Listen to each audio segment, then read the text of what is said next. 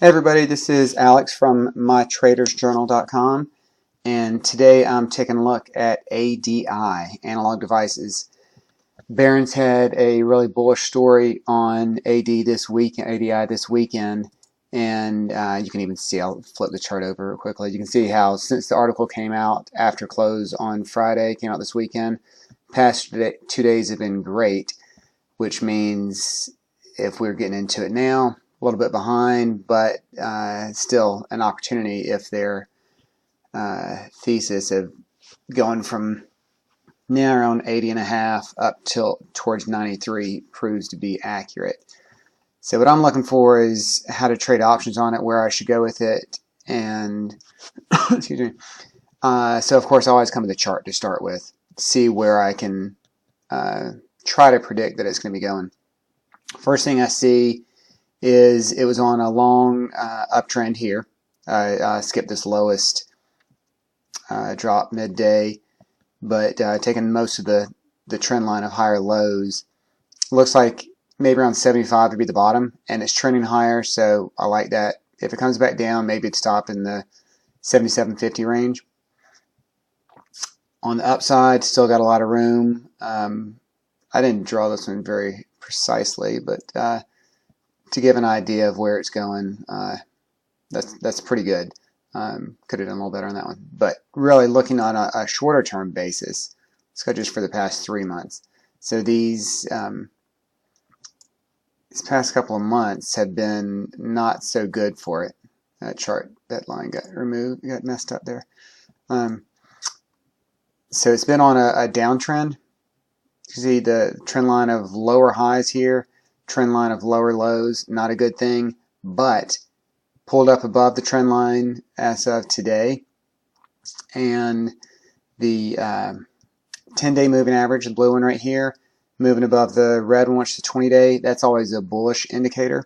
Having the shorter timeline, shorter moving average move above the higher or longer moving average. So like crossovers like that is now also above the 50-day moving average, another bullish indicator. And Williams percent R down here, this doesn't show it as clearly, but on some charts you can see it, like with TD Ameritrade.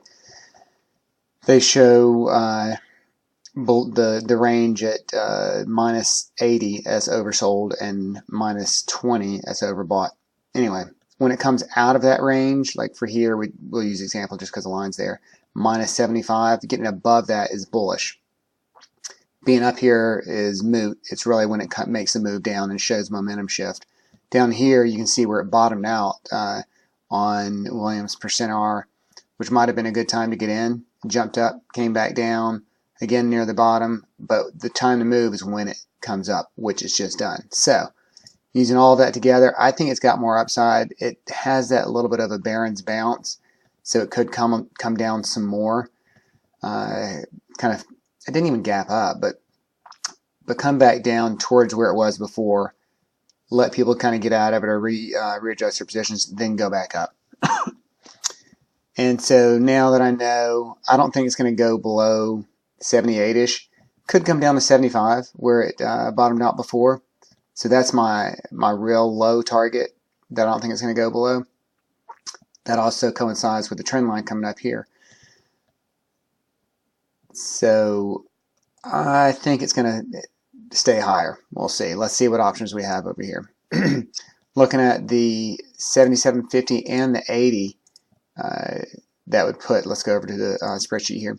I already plugged these points in here, right here in the middle on the rows 5 and 6. 2.4, $2.40, and 3.45. Let's see if that's still accurate. Yeah, somewhere in there. Yeah, I think both those would work. Probably get a trade in there. It's 9.5 weeks, 9.7 weeks out, and because we're midday right now while I'm trading this, it's about 1 o'clock, and the annualized return would be huge on the 80. 24% is great, and that's even with a 5% cushion. That's where I immediately lean with such a good cushion, but seeing that kind of annualized return makes me nervous, like what am I missing type thing. And then so I go down and look at the lower strike at 77.50 and realize that 17% is still good. The difference in cost, if it's assigned, these two here in column I, is about $1.50, which isn't a bunch. If I'm doing 100 shares or one naked put, $1.50 is $150. Not that I want to lose 150, but if I can get about $1.05 more, that's worth it because the annualized gain is so much better. I would probably, especially over the past couple of years, I've been a lot more risk averse, but I filed for a divorce yesterday, which those of you who've been reading my blog for years knew that was coming, but kind of nice to have it out of the way. Clears my head, and I feel like I can take some more risk now that that is done. Go back to my old trading ways, hopefully, since I was making more money when I was taking smarter risks. Anyway, that weighs into wanting to go a little bit more aggressive. Other thing that weighs in is I'm still underinvested. I don't have a lot in my account right now, so there's a flip over to my account. I also have 2 long puts on the triple Q. So if ADI comes down, I'm assuming that the rest of technology will be coming down on a dip. I mean, it could be a one-off, but I'm protected down there if there really is a slide in technology in general. So I'm not too worried about a big fall because I have protection there. So with that in mind, I'm going to be a little bit more aggressive on this one. I'm going to go for the 80 strike. And I wrote this in when it was at 80.61, but it's 80.58 now, just to make these even. So the good news is down a few cents. Maybe I'll have a better chance of getting my trade in here. If I click the right one, that would be better. Not always easy. Okay, there we are. So mid-range of that should be, oh, it's not letting me do nickels. I guess I could have paid attention to that earlier. So if I go low, 23%, yeah, that's nothing to be upset about there. I believe I can go for the 350, although, yeah, you know what? I'm looking at the bid and ask size here. A lot more people are piled in on the bid side than on the ask side. So there might be a chance that I could get, and now it's letting me do that. I don't know why I didn't before. Now it's letting me try that. So I'm actually even going to try just to start off, see if I can get 350, see if that works. I think I'm going to have to lower it. There's the one that's my order in right now.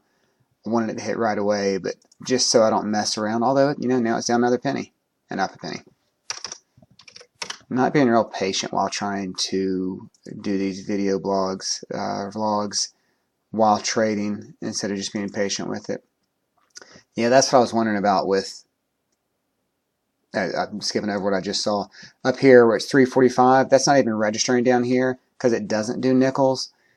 IB or Interactive Brokers will let me put the trade in, but it's not seen by everybody. So it's a low chance it's going to work. I mean, it could happen while I'm stalling here and see if anything happens. But I think I'm going to end up having to go back down to the 340 limit order, see if that works. I'm just kind of thinking about it now to see if I get it at 76.50. If we go back over to the chart, so slide stuff around, make sure I'm the right one. 76, that'd be down here. That would be, it actually would be really good because the low there is 76.77, and I'm saying 76.61. Yeah, it's actually probably pretty good. So I'm going to take that extra nickel away, and this should hit right away, and there it does. Traded at 80.60. Was the last up here on the trade, so I have almost 5% cushion, which is pretty nice for something I actually think is going to go up. On this one, I'd probably even hold, unless there's a change in the story behind Analog Devices, I might even hold that to get into a longer term positions because, and this could always change, but the premiums on the calls are really good too. So even if if it drops below 80 at my strike and end up having to sell cover calls on it, even $5 out or $4.50 out, that's not bad to go that far. A couple of bucks out, $2 out is, I'd be happy getting 260 on a stock trading around 80. So I'll see how it goes, let it run with it. And let me see. I'm going to try one more thing to pull up here. Let's see this where it was. There's a trade. So 340. I paid 25 cents a commission. Very nice. So I end up with $339.75.